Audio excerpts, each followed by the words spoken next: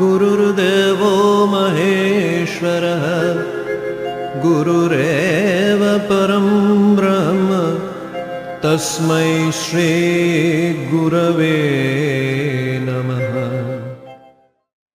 আজি দ্বিতীয় খণ্ডৰ ৯৬ নম্বৰ অধ্যায়, পৃষ্ঠা নম্বৰ ৮৬ পৰা ৯০, শ্লোক ১১৫ পৰা ১৩০। জয় শ্ৰী গুৰু ভাগৱত। ডক্টৰ চন্দ্ৰভানু চটপথী ডাঙৰীয়াৰ দ্বাৰা ৰচিত আৰু শ্ৰী অঞ্জন শৰ্মা ডাঙৰীয়াৰ দ্বাৰা অনুবাদ। শ্ৰী গুৰু ভাগৱত। আজি আমি ধৰ্মগ্ৰন্থ আৰু গুৰু গ্ৰন্থৰ মহত্বৰ বিষয়ে শুনো আহক। ভক্তি মাৰ্গত খোজ দিলে দিব্য জ্ঞানৰ প্ৰাপ্তি মিলে, বাহিৰে নিমিলে সি জ্ঞান, সাধাৰণ নহয় জ্ঞান। ভক্তি মাৰ্গেৰে অগ্ৰসৰ হ'লে জ্ঞান প্ৰাপ্তি হয়। এনে জ্ঞান বাহ্যিক ৰূপেৰে পুথি বা গ্ৰন্থ পঢ়ি লাভ কৰিব নোৱাৰি, কিয়নো এই জ্ঞান সাধাৰণ জ্ঞান নহয়। নিজ চেতনাকো জগাই গুৰু চেতনাৰে মিলাই, গুৰুৰ ৰূপ কৰে ধ্যান, অন্তৰে জাগে দিব্য জ্ঞান। ভক্তি মাৰ্গত নিজস্ব চেতনা জাগ্ৰত কৰি তাৰ সৈতে গুৰু চেতনা সন্নিৱিষ্ট কৰি ভক্তই গুৰুৰ ওপৰত ধ্যান কৰাৰ শেষত অন্তৰত দিব্য জ্ঞান জাগ্ৰত হয়। একাগ্ৰচিত্ত ভক্তবৃন্দ গুৰু বাক্য যে শুনি তৃপ্ত, সূক্ষ্ম অৰ্থ জানিব পাৰে, দিব্য জ্ঞান পুনৰ মিলে। যদি ভক্তই একাগ্ৰচিত্তে হৈ শ্ৰীগুৰুৰ বচন মনন কৰে আৰু তাতে নিহিত সূক্ষ্ম অৰ্থ হৃদয়ংগম কৰে, তাৰ দ্বাৰাও ভক্তৰ দিব্য জ্ঞান প্ৰাপ্ত হয়। শ্ৰীগুৰুৰ স্থূল দেহ ত্যাগৰ পিছত তেখেতৰ উপদেশ তেখেতৰ পুথিত উপলব্ধ হয়। গতিকে শুদ্ধ ভক্তই গুৰু পুথি বা ধাৰ্মিক গ্ৰন্থক গুৰুৰ সমান জীৱন্ত হিচাপে মানি মহত্ব প্ৰদান কৰে। কৃষ্ণই দেহ ত্যাগ কৰে, উপদেশ থাকে গীতাতে, গীতা সৰ্বত্ৰতে আদৃত, আদৰ্শ গ্ৰন্থৰূপে খ্যাত।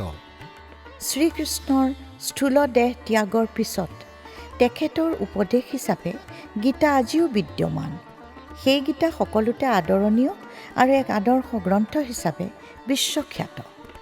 গ্ৰন্থ পঢ়িলে প্ৰতিদিন বাঢ়ে শিষ্যৰ ভক্তি জ্ঞান, গ্ৰন্থই দেহহীন গুৰু, তেনে গ্ৰন্থক পূজা কৰোঁ। প্ৰতিদিনে শ্ৰীগুৰুৰ গ্ৰন্থ পঢ়িলে শিষ্যৰ ভক্তি আৰু জ্ঞান বৃদ্ধি পায়। বাস্তৱিকতে গ্ৰন্থই হ'ল শৰীৰবিহীন শ্ৰীগুৰু, সেয়ে তেনে গ্ৰন্থ পূজা কৰিব লাগে।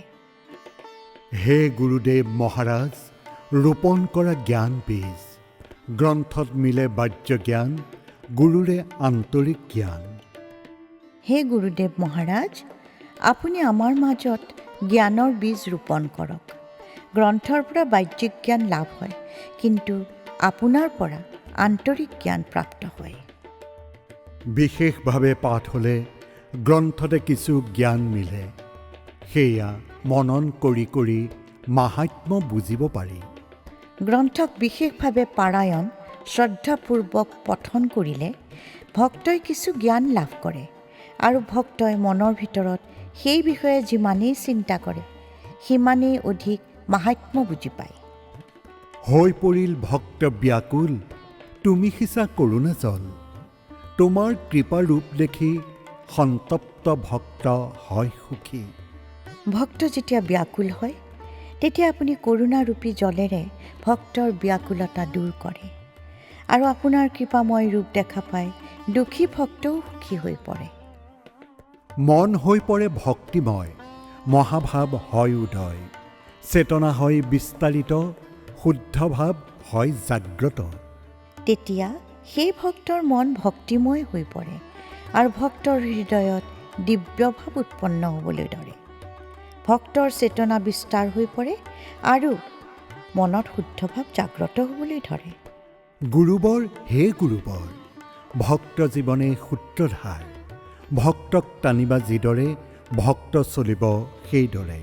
হে গুৰুবৰ, আপুনি হ'ল ভক্তৰ জীৱনৰ সূত্ৰধাৰ, নিয়ন্ত্ৰক আৰু সঞ্চালক।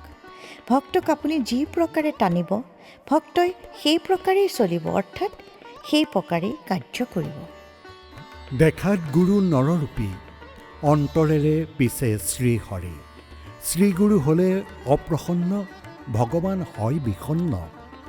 শ্ৰীগুৰু দেখাত সাধাৰণ মানুহ সদৃশ হ'লেও আন্তৰিক ৰূপত তেওঁ শ্ৰীহৰি। গুৰু অপ্ৰসন্ন হ'লে ভগৱানো ৰুষ্ট হৈ পৰে। গুৰুক যদি কষ্ট দিয়ে গুৰুৱে ক্ষমাদান কৰে, কিন্তু সেয়া ঘৃণাৰ উৎপন্ন মহাপাপৰ। শ্ৰীগুৰুক যদি কোনোবাই কিবা কষ্টও দিয়ে তেন্তে শ্ৰীগুৰুৱে তেওঁক ক্ষমা কৰি দিয়ে, কিন্তু শ্ৰীগুৰুৰ প্ৰতি এনে ব্যৱহাৰ কৰা অত্যন্ত ঘৃণনীয়, যাৰ ফলত মহাপাপ উৎপন্ন হয়। শ্ৰীগুৰু সদা ক্ষমাশীল, হৃদয় যে অতি সৰল। শ্ৰীগুৰুৰ বিশ্বাস ভাঙি শিষ্য মহাপাপৰ ভাগী।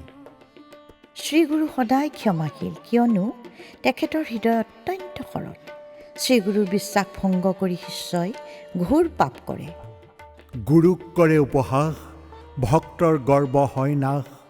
শ্ৰীগুৰুৰ ধন হৰিলে কুলৰ নাশ হ'বই যে। শ্ৰীগুৰুক উপহাস কৰাৰ ফলত ভক্তৰ মিছা গৰ্ব চূৰ্ণ বিচূৰ্ণ হৈ যায়, আৰু শ্ৰীগুৰুৰ ধন চুৰ কৰিলে ভক্তৰ কুল নাশ হয়।